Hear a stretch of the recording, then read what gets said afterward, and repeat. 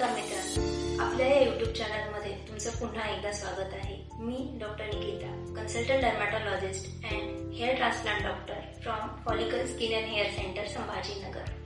मागच्या व्हिडिओमध्ये आपण पाहिलं की मिनॉक्सिडिल काय असतं, त्याचे युजेस काय असतात, त्याची ॲक्शन काय असते.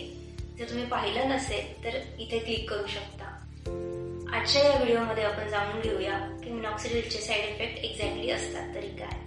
बरेच जण मिनॉक्सिडिलच्या साईड इफेक्ट बद्दल खूप कन्फ्युजनमध्ये असतात, घाबरलेले असतात. काही जण तर मिनॉक्सिडिल आणि फिनास्टेरॉइड जो DHT ब्लॉकर आहे या दोन मेडिसिनच्या साईड इफेक्टला एकमेकांशी कम्पेअर करतात. पण मिनॉक्सिडिल आणि फिनास्टेरॉइड या दोन्ही वेगळ्या गोष्टी आहेत आणि दोन्हीचे साईड इफेक्टही वेगवेगळे आहेत. चला तर मग आजच्या या व्हिडिओमध्ये मिनॉक्सिडिलचे साईड इफेक्ट एक्झॅक्टली आहेत तरी काय ते आपण जाणून घेऊया.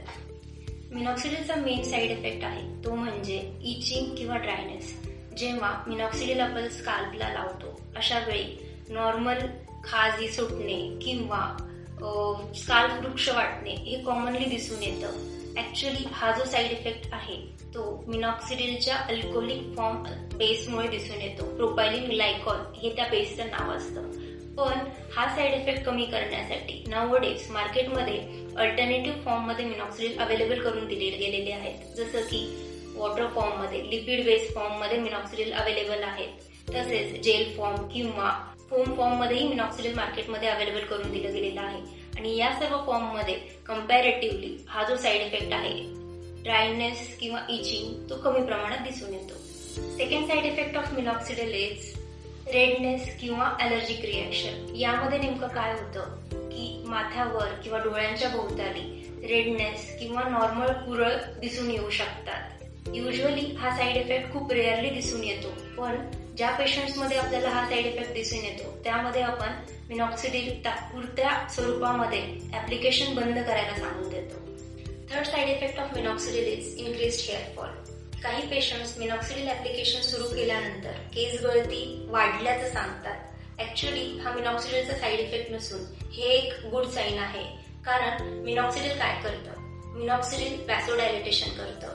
त्यामुळे केसांना होणारा जो रक्तपुरवठा आहे तो वाढतो आणि त्याच्यामुळे नवीन केसांची वाढ व्हायला लागते. या फेजमध्ये जे जुने, कमजोर आणि हेल्दी केस असतात ते गळू लागतात आणि त्या खालोखाल नवीन केस ग्रोथ करू लागतात आणि ती फेज आपल्याला केस गळती वाढली आहे या स्वरूपात दिसून येते.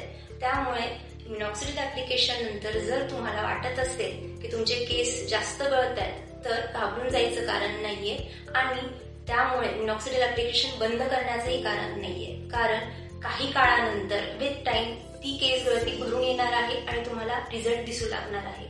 Fourth side effect of minoxidil is increase dandruff.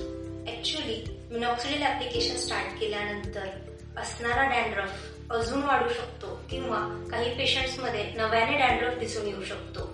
Actually हे का होतं? ऍक्च्युली मिनॉक्सिडिल नंतर झालेला डॅन्ड्रफ हा मिनॉक्सिडिलच्या अल्कोहोलिक बेस फॉर्ममुळे झालेला असतो. तो आपण अवॉइड करू शकतो जर अल्टरनेटिव्ह बेस फॉर्म मधल्या मिनॉक्सिडिलचा यूज करण्यात आला, जसं की जेल फॉर्म किंवा फोम फॉर्म, तर हा डॅन्ड्रफ आपण अवॉइड करू शकतो. किंवा कमी कॉन्सन्ट्रेशन मध्ये जर मिनॉक्सिडिल आपण यूज करणं स्टार्ट केलं तरी देखील डॅन्ड्रफ कमी केला जाऊ शकतो. आणि ऍक्च्युली हा डॅन्ड्रफ ट्रीटेबल असतो.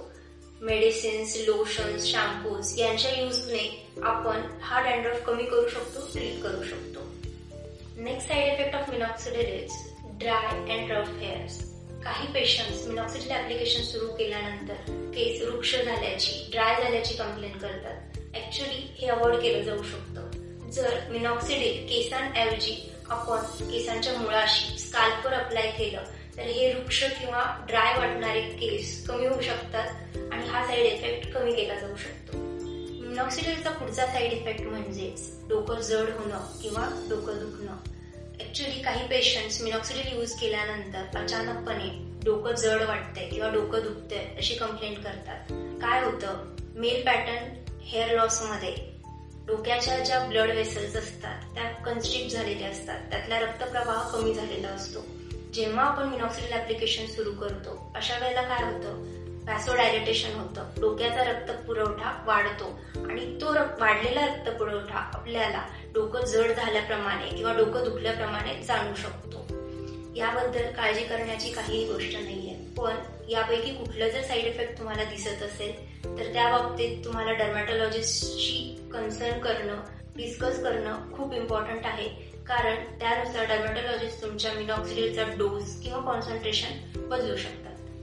Next side effect of minoxidil जो स्त्रियांमध्ये ज्या स्त्रिया मिनॉक्सिडिल यूज करतायत त्यामध्ये कॉमनली दिसून येतो तो म्हणजे फेशियल हायपरहायड्रोसिस. हे म्हणजे तरी काय, तर चेहऱ्यावर अनावश्यक केसांची वाढ होणं याला फेशियल हायपरहायड्रोसिस म्हणतात. जेव्हा योग्य पद्धतीने मिनॉक्सिडिल ऍप्लिकेशन केलं जात नाही किंवा योग्य कॉन्सन्ट्रेशन, योग्य डोसमध्ये मिनॉक्सिडिलचं ऍप्लिकेशन केलं जात नाही स्त्रियांमध्ये, तेव्हा हा साईड इफेक्ट दिसून येऊ शकतो. काही सिंपल गोष्टी फॉलो केल्या गेल्या, जसं की मिनॉक्सिडिलचं ऍप्लिकेशन प्रॉपर स्काल्पवरच केलं गेलं पाहिजे. तसेच ऍप्लिकेशन नंतर हात, फेस प्रॉपरली वॉश केलं गेलं पाहिजे. हे काही साईड इफेक्ट्स होते मिनॉक्सिडिल ऍप्लिकेशन्सचे.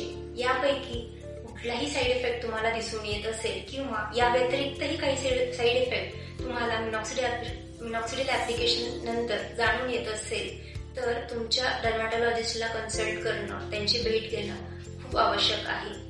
जर काही डाऊट असेल, प्रश्न असेल तर तुमच्या जवळच्या फॉलिकल क्लिनिकला अवश्य भेट द्या आणि आमच्या चॅनलला जरूर सबस्क्राईब करा. धन्यवाद.